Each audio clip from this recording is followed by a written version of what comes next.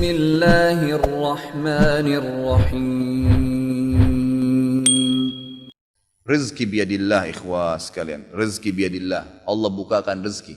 Saya cuman karena tidak enak kalau saya mau menceritakan keadaan saya pribadi ya. Kalau pengalaman saya pribadi terlalu banyak bukti-bukti nyata subhanallah yang saya hadapin pribadi. Pada saat lagi terdesak dari sisi ekonomi, godaan luar biasa. Ada pinjaman yang berbunga, ada yang begini, ada yang begitu. Tetap saya tolak, saya komitmen. Sampai pada titik terakhir, titik klimaksnya saya pertahankan. Allah berikan jalan keluar yang tidak masuk di akal ikhwah. Betul-betul tidak masuk di benak saya. Saya ceritakan salah satunya. Pada saat saya ada masalah kemarin di Kalibata.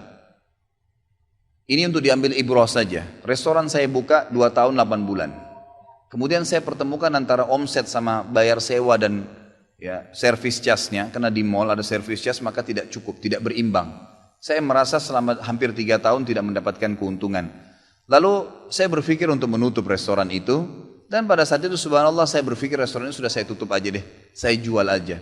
Mungkin dengan kesibukan dakwah, beberapa ikhwah juga yang saya amanahkan di situ sudah ada yang satu yang sudah niat mau kuliah, udah nggak bisa lagi lanjut. Saya bilang oke lah baik. Selama 3 bulan vakum. Nggak bisa bergerak sama sekali. Pada saat itu subhanallah 1 rupiah pun ikhwah saya nggak punya duit. Allah jadi saksi saya bingung waktu itu bagaimana caranya untuk mencari jalan keluar nih. Jual restoran pun akan dilelang dalam kondisi murah. Restoran itu sudah besar asetnya. Ini gimana caranya saya nggak punya duit. Mindahin ke tempat lain butuh uang untuk sewa. Gitu kan. Membuka lagi butuh uang yang baru untuk membayar sewa yang tertunggak. Gitu kan. Tidak dibongkar juga akan dibongkar paksa. Ini kalau ada waktu tentu sampai waktu tentu, kalau tidak ini akan dibongkar paksa. Subhanallah, godaan luar biasa. Ada yang masuk saya tidak tahu dari mana, SMS masuk ke HP saya, pinjaman dengan bunga yang ringan 250 juta sampai 750 juta terus dari banyak perbankan saya nggak tahu tiba-tiba masuk. Saya tidak pernah iyakan, selalu gitu kan. Saya cuma berusaha ikhtiar berdoa sama Allah, tawarin kepada orang kalau ada yang mau punya saham sama saya. Subhanallah, pas titik klimaks 3 bulan kemarin 3 bulan tutup ya sementara dan saya sudah berpikir mau jual pun sempat saya tawarkan belum ada yang beli. Saya tiap hari saja berdoa. Di masjid ini saya kedatangan seseorang. Jemaah pengajian saya, bukan jemaah pengajian sebenarnya. Dia rutin mengikuti ceramah kita ya yang diupload di YouTube dan tinggal di Paris. Orang Indonesia, orang kita tapi tinggal di sana. Datang selama ini dia selalu kalau saya punya program gali sumur diikut. Ada program kemarin badal haji, ditipin uangnya. Selalu program sosial diikutin sama dia. Subhanallah pada saat lagi dia bilang sama saya SMS, Ustadz saya mau ke Jakarta, saya ingin hadir pengajian Ustadz langsung. Saya bilang baiklah kalau gitu silahkan fadhal. Selesai pengajian kita waktu itu selesai jam 9 malam kurang lebih seperti jam-jam seperti ini. Lalu kemudian dia datang sebelah saya belum pernah lihat orangnya. Lalu dia salaman sama saya, dia bilang Ustadz saya Pak John Firdaus, dia bilang sama saya gitu. Terus saya bilang, oh iya Pak, saya belum paham nih. Dia bilang, saya yang dari Paris Ustaz. Oh antum, terus salaman lah, ngobrol-ngobrol.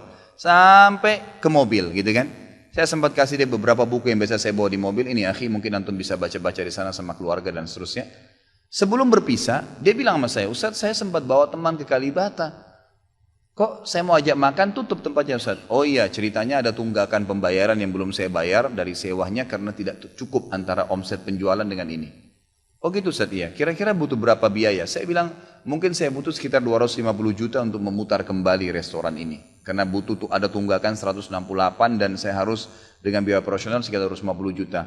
Rencananya memang saya mau buka saham kalau memang ada yang mau masuk. Dia bilang sama saya tiba-tiba, ini cuma mau berpisah di sini di depan masjid ini, dia bilang sama saya, Ustaz kalau Ustaz bilang, saya baru saja kemarin masukin anggaran dana saya 400 juta di satu perusahaan. Kalau saya tahu saya akan ikut sama Ustaz. Ya sudahlah akhi, qadarullah nggak apa-apa gitu kan. Tapi kalau emang Ustaz mau, saya coba pikirkan, nanti saya pertimbangkan. Kira-kira berapa? Saya bilang saya akan buka saham 250 juta itu 10% dari omset antum akan ambil. Karena aset restoran sekarang 2,5 M. Baiklah, dia bilang sama saya gitu. Saya pulang ke Paris ini, hari Senin saya berangkat, saya bicara sama istri, saya langsung kasih berita ke Ustaz, lalu saya kasih. Baiklah saya bilang kalau begitu. Dia pulang, subhanallah, saya pikir ya sudahlah, ini mungkin dia mau pertimbangkan lagi. Malamnya, pada malam itu juga, dia tiba-tiba SMS ke saya, dia bilang, Ustaz setelah saya musyawarah sama istri, saya akan transfer ke Ustaz dengan jumlah 250 itu, supaya bisa bergulir dan saya siap mengambil 10%-nya. Gitu kan, saya sujud syukur kepada Allah, alhamdulillah ada jalan keluar gitu. Subhanallah saya ke Kalibata, saya bicara besoknya sama GM-nya, saya ngobrol, ini gimana jalan keluar, saya sudah ada duitnya sekarang dan mau diputar. Oh udah nggak bisa Pak Khalid, ini kan sudah 3 bulan vakum, udah nggak bisa, harus dibongkar, udah tutup, nggak bisa lagi. Kalau Pak Khalid mau pindah tempat lain silakan, atau mau buka sini kembali harus ganti nama. Baiklah, saya coba kembali kepada Allah SWT lagi berdoa, ya Allah berikan petunjuk, ada apa sebenarnya ini, bagaimana jalan keluarnya. Hati saya subhanallah cenderung untuk keluar, gitu kan. Udahlah mungkin saatnya untuk keluar dari situ, karena memang selama ini ada teman-teman saya berikan masukan juga yang sering datang, akhi di sini parkiran susah, akhi di sini kadang-kadang tidak ditahu dan seterusnya, lebih baik kalau ente keluar.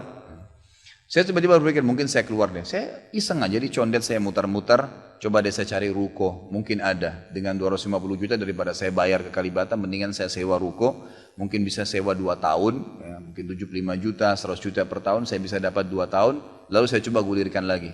Dengan izin Allah, di depan rumah, di Jalan Raya Condet itu dekat rumah orang tua saya, ada 1 ruko, 2 ruko disambung, 3 tingkat, dan ruko itu bekas travel haji umroh, gitu kan. Pas dipasang spanduknya disewa, dikontrakin, gitu kan.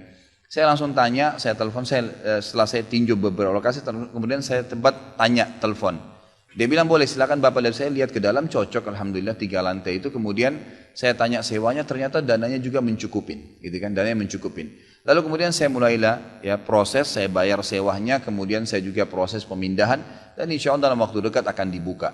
Tapi saya melihat dari pelajaran sini ikhwah, bahwasanya jalan keluar dari Allah itu ribuan, jutaan jalan keluarnya. Sabarin aja, nikmatin prosesnya. Setiap penawaran haram, tolak, jangan pernah mau. Dengan izin Allah akan ada jalan keluar. Tidak ada. Kata Nabi SAW, "Man taraka syai'an lillah abdalahu khairan min." Gitu kan? Jadi tidak ada sama sekali. Subhanallah, pada saat itu saya harus bayar sewa 225 juta, uang sisa 250 juta pada saat itu. Terus kemudian saya sempat telepon ke akh itu lagi, ya, Pak John, semoga Allah jaga beliau. Saya sempat telepon, kemudian saya katakan, akhi, kemarin antum bilang antum sempat masukin dana 450 di 400 di Jakarta itu.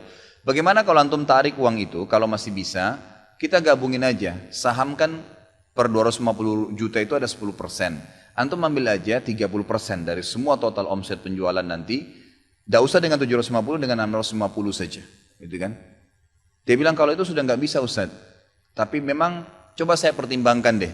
Saya akan coba hubungin teman-teman di Paris ini yang sudah biasa, yang kenal antum, gitu kan? Kalau yang kenal antum mungkin mereka bisa. Baiklah, fadhal. Subhanallah, besok dia SMS lagi ke saya, Ustaz, saya sudah musyawarah dengan istri, ternyata saya punya dana cukup. 650, kami yang pegang semua saham itu, ditransfer uang semua ke saya. Yang tadinya saya dari 1 rupiah tidak pegang duit, masuk uang 650 juta ikhwah, tidak masuk di akal. Gitu. Sesuatu yang tidak masuk. Orang ini saya nggak kenal, nggak pernah ketemu, sekali ketemu di sini, dan sekarang sudah kembali ke Paris. Setiap kali saya bilang akadnya saya akan kirim, baru tadi saya kirim akadnya.